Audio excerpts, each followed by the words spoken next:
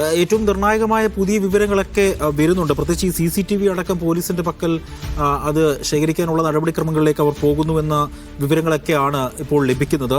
പുതിയ വിവരങ്ങൾ എന്താണ്?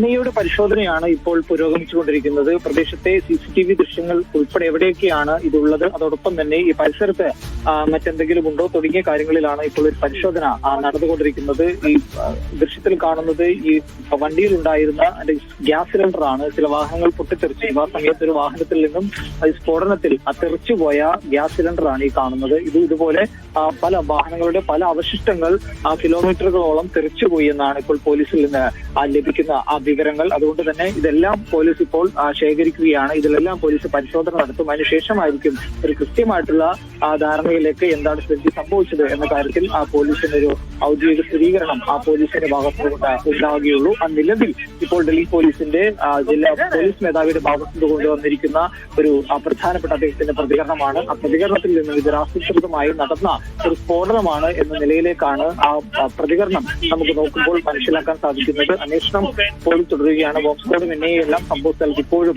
ഉണ്ട്. പ്രദേശത്തെ CCTV ഫുട്ടേജുകളിലുള്ള പരിശോധനയാണ് ഇപ്പോൾ നടക്കുന്നത്. അതിൽ നിന്ന് കൃത്യമായിട്ട് എന്താണ് നടന്നത് എന്നതിനെ കുറിച്ചുള്ള ഒരു വിവരം ലഭിക്കുമെന്ന് തന്നെയാണ് പോലീസ് ഇപ്പോൾ പ്രതീക്ഷിക്കുന്നത്. അതുകൊണ്ട് തന്നെ ഇന്ന് രാത്രിയോടുകൂടി തന്നെ മുഴുവൻ CCTV ഫുട്ടേജുകളും പരിശോധിക്കുക. അതോടൊപ്പം തന്നെ ഈ സമീപത്തുള്ള മുഴുവൻ CCTVകളും ശേഖരിക്കാനുള്ള ഒരു തീരുമാനം കൂടി ഡൽഹി പോലീസ് എടുത്തിട്ടുണ്ട്. ഈ ലാൽ കിലയുടെയും അതോടൊപ്പം തന്നെ ജമാ മസ്ജിദ് പരിസരത്തെയും എല്ലാം CCTV ദൃശ്യങ്ങൾ പോലീസ് ശേഖരിക്കും. അതിനുശേഷം അതിൽ കൃത്യമായിട്ടുള്ള പരിശോധന ഉണ്ടാവുകയും ചെയ്യും. ഡൽഹിയെ നടത്തിയ ഒരു സ്ഫോടനമാണ് ഉണ്ടായത്. അതുകൊണ്ട് ഇത് പ്രത്യേക ഒരു ടീം അന്വേഷിക്കാനുള്ള സാധ്യതയും വളരെ കൂടുതലാണ്. അത്തരത്തിൽ ഒരു പ്രത്യേക ടീം ഇതിന്റെ നാളെ തന്നെ ഒരു പ്രത്യേക ടീമിനെ ഇതിന്റെ അന്വേഷണത്തിനായി നിയോഗിക്കും എന്നുള്ള വിവരങ്ങൾ കൂടി ഇപ്പോൾ പുറത്തു വരുന്നുണ്ട്. നിലവിൽ പോലീസിന്റെയും ബോംബ് സ്ക്വാഡിന്റെയും ഫോറൻസിക് സംഘത്തിന്റെയും NIA എല്ലാം പരിശോധനകൾ ഈ റിപ്പോർട്ടിനെ പുറത്ത് പുരോഗമിക്കുകയാണ്. വലിയ പോലീസ് സന്നാഹത്തെ തന്നെ ഇവിടെ വിന്യസിച്ചിട്ടുണ്ട്. അവരുടെ വലിയ സുരക്ഷ ഒരുക്കിയിരിക്കുന്നു. ഈ റോഡിലേക്ക് ആർക്കും ഇപ്പോൾ പ്രവേശനമില്ല. നാളെയും ഒരുപക്ഷെ ഈ വഴി ആളുകൾക്ക് ഉപയോഗിക്കാൻ സാധിക്കില്ല. ഇതിന്റെ പരിശോധന പൂർത്തിയാവുന്നത് വരെ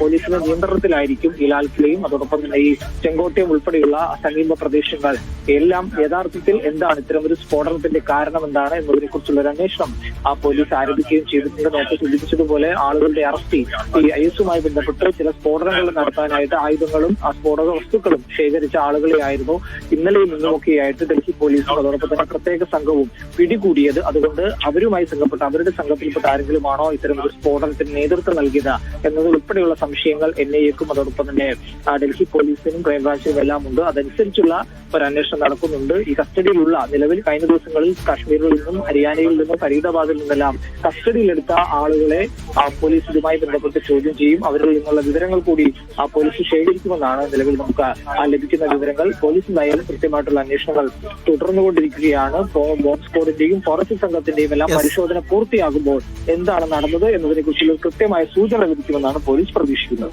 നമുക്ക് എന്തായാലും അരവിന്ദിലേക്ക് കൂടി ഇന്ന് പോകാം.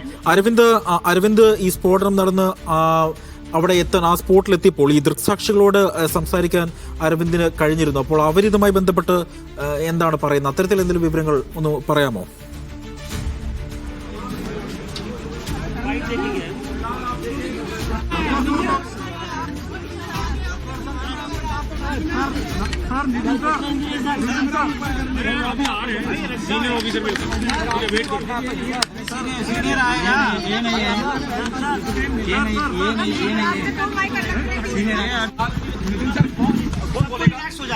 अगर आप भी कर दें